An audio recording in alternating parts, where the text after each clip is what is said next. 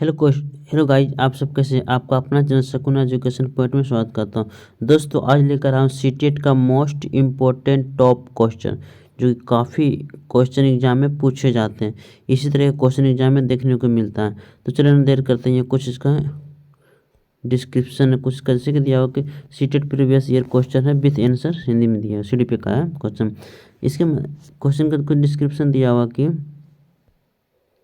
देखिए, आज हम सीटेट के पिछले एग्जाम के प्रश्न पत्र को हल करेंगे। जो प्रीवियस ये पूछा गया टॉप इंपॉर्टेंट क्वेश्चन जो कि बार बार एग्जाम में पूछे जाते हैं। सीटेट 2 पेपर में होता है, तो हम CTET paper 1 previous year question in Hindi के बारे में, हिंदी नहीं लैंग्वेज हिंदी है, यानी हिंदी के बारे में बात करेंगे, जिसमें बाल विकास शिक्षा छात्र के प्रश्न होंगे। इसे CDP कहते हैं। ओके, अब पहला क्वेश्चन दिया हो इसमें,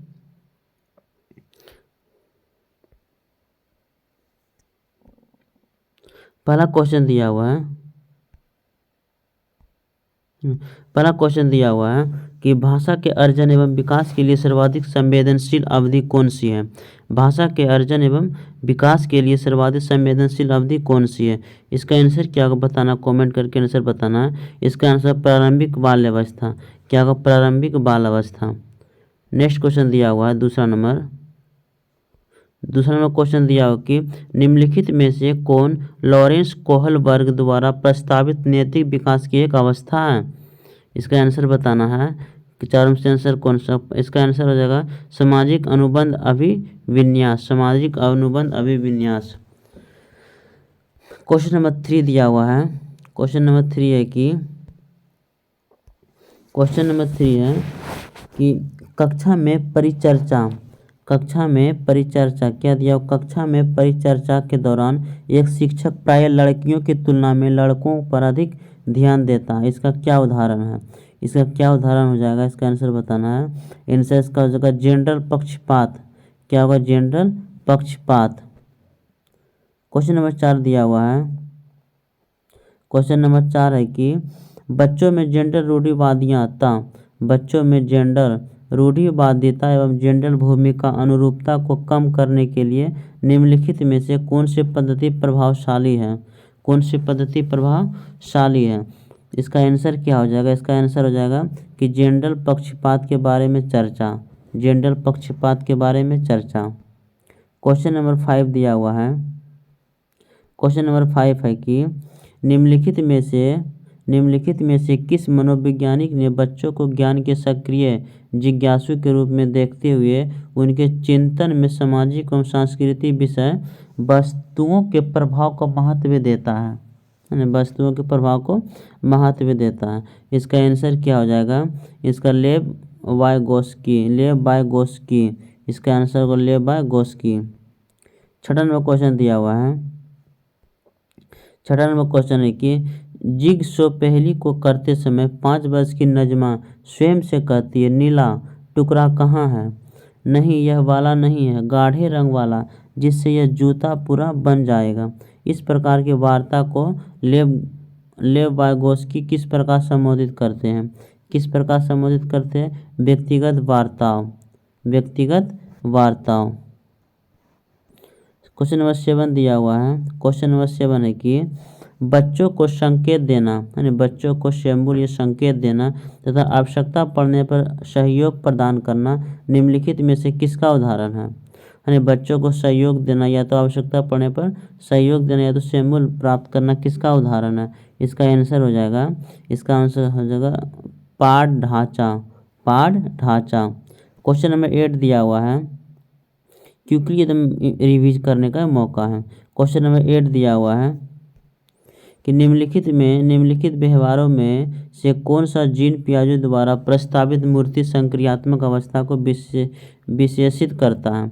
निम्नलिखित व्यवहारों में से कौन जीन पियाजे द्वारा प्रस्तावित मूर्ति संक्रियात्मक अवस्था को विशेषित करता है। इसका आंसर हो जाएगा कि संरक्षण कक्षा समावेशन।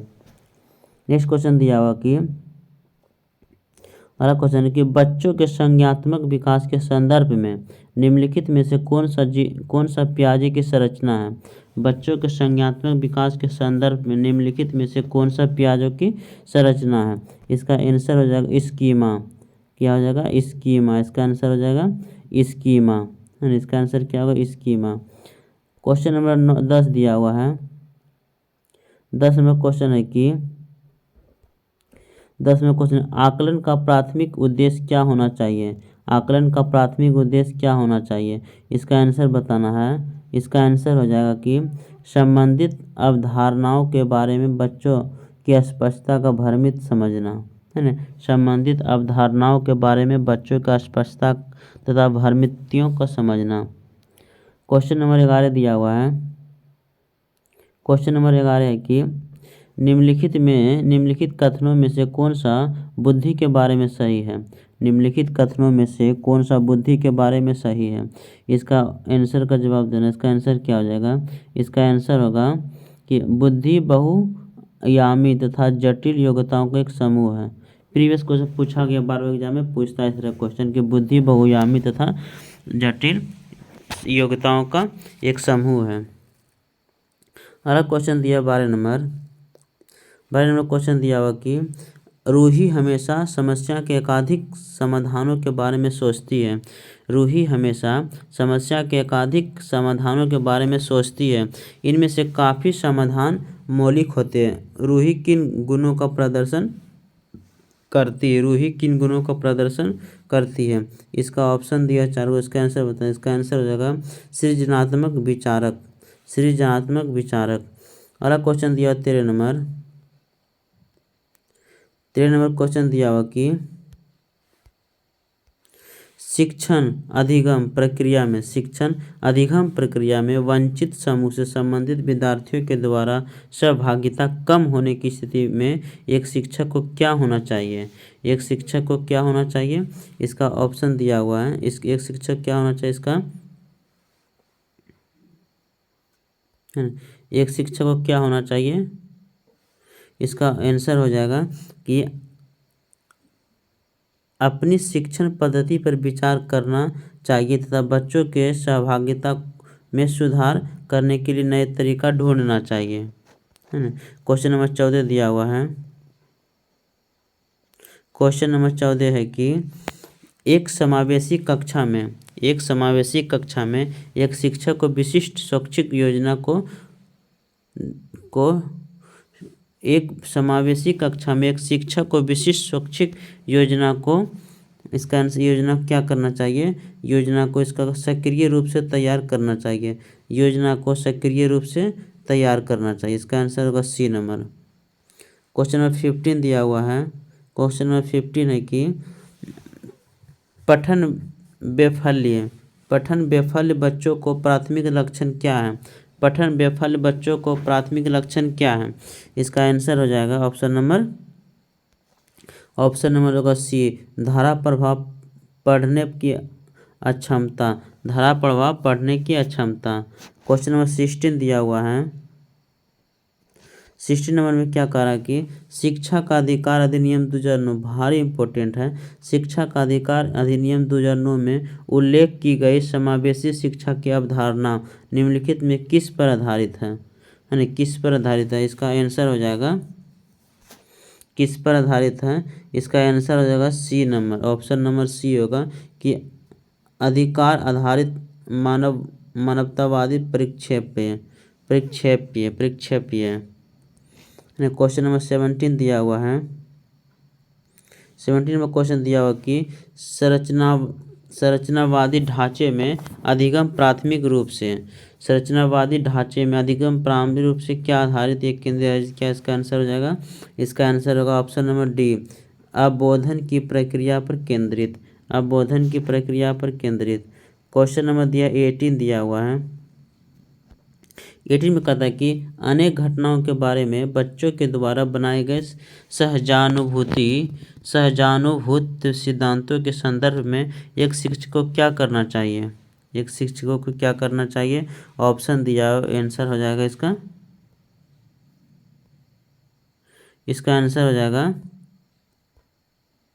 इसका आंसर होगा कि प्रतिकूल प्रमाण एवं उदाहरण को प्रस्तुत करके बच्चों के इन सिद्धांतों की चुनौती देना चाहिए, है ना। नेक्स्ट क्वेश्चन दिया हुआ कि क्वेश्चन नंबर दिया हुआ 19 19 में क्या कह रहा कि 19 क्वेश्चन कहता है कि छात्र केंद्रित शिक्षा शास्त्र की एक विशेषता है। छात्र केंद्रित शिक्षा शिक्षा शास्त्र की एक विशेषता है। इसका ऑप्शन है, इसका आंसर हो जाएगा, आंसर होगा बी नंबर, बच्चों के अनुभवों का प्रमुखता देना। बच्चों के अनुभवों का प्रमुखता देना। 20 नंबर क्वेश्चन दिया हुआ, 20 नंबर 20 दिया हुआ कि संवेग एक संज्ञान एक दूसरे से डैश है। संवेग एक संज्ञान एक दूसरे से डैश है। इसका आंसर हो जाएगा, जो ऑप्शन दिया इसका आंसर हो जाएगा सचित्रहित। सचित्रहित इसका आंसर क्या होगा, सचित्रहित।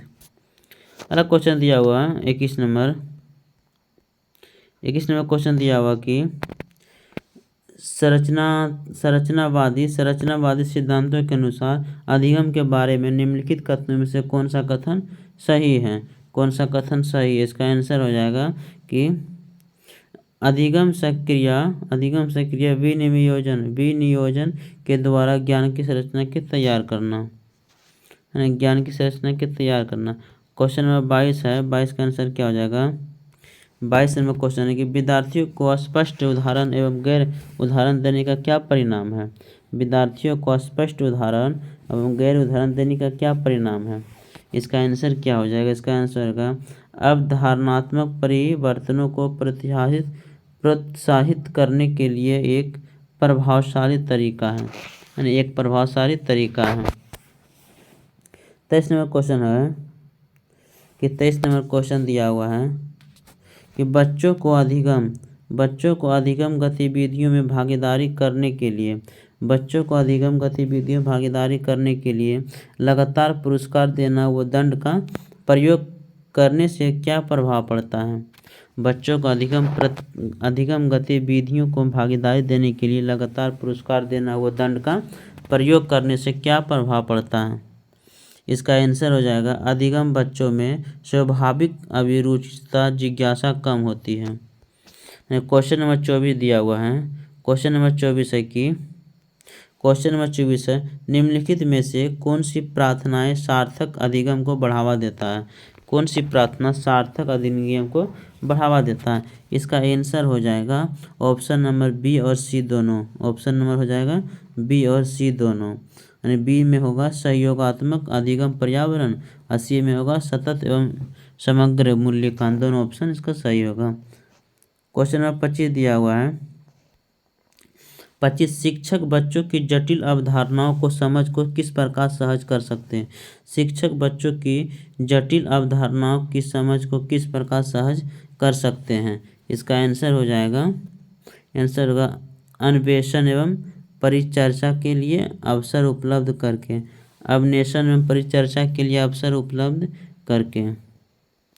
26 नंबर इसका ऑप्शन हो जाएगा। 26 नंबर हो जाएगा कि एक प्राथमिक विद्यालय की अध्यापिका बच्चों को एक प्रभावशाली समस्या समाधानकर्ता बनने के लिए किस प्रकार से प्रोत्साहित कर सकती है।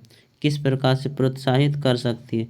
इसका आंसर हो जाएगा कि बच्चों को सहजानुभूत अनुमान लगाने के लिए प्रोत्साहित करने तथा उस पर आधारित विचारों का मंथन करके। ऑप्शन नंबर डी हो जाएगा। नेक्स्ट क्वेश्चन है 27 का हो जाएगा आंसर क्या। क्वेश्चन 27 क्या है कि निम्नलिखित अवधि में से किससे शारीरिक वृद्धि एवं विकास तीव्र गति से घट जाती है।